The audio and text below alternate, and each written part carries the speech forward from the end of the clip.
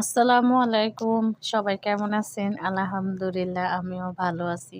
দেখেন কুমড়োর বড়ি দিয়ে মাছ দিয়ে রান্না করব একটু। মরিচের গুঁড়া দিয়ে দিলাম। একটু হলুদের গুঁড়া, ওই রোজকার মসলা দিয়ে আমি রান্না করি। একটু ধনিয়ার গুঁড়া দিয়ে ভালোভাবে নেড়ে-চেড়ে ভালোভাবে কষিয়ে নেব। নেওয়ার পর আজকে একটু গ্যাস আছে, তাই একটু মন মতন রান্না করলাম।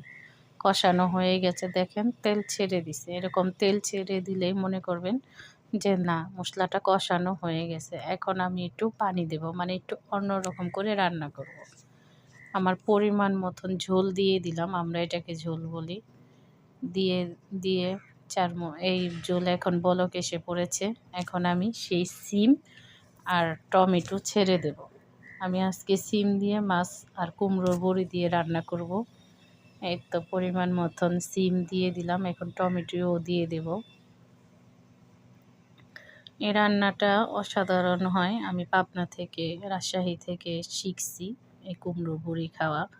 আমার খুব ভালো লাগে। এখন ঢেকে দেব। এই তো সিম সিদ্ধ হয়ে গেছে, টমেটো সিদ্ধ হয়ে গেছে। এখন সেই কুমড়োর বড়িগুলা দিয়ে দেব, আর মাছ দিয়ে দেব। এই হচ্ছে সেই কুমড়োর বড়ি। এটা আমার এক ভাবি দিয়েছে, খেতে অনেক স্বাদ। এখন মাছটাও দিয়ে দেব। বলক আসার পরে এখন মাছটা দিয়ে দেব। মাছটা আমার ছেলে নিজের হাতে দিচ্ছে। তার খুব শখ জেগেছে যে আম্মু রান্নায় একটু হেল্প করব। তাই বললাম আচ্ছা করো। এই দেখো, এখন আমার তরকারি হয়ে গেছে। অসাধারণ হয়েছে খেতে। আমার ছেলে ফার্স্ট খেয়েছে, ওর মুখে অনেক মজা লাগছে। আল্লাহ হাফেজ।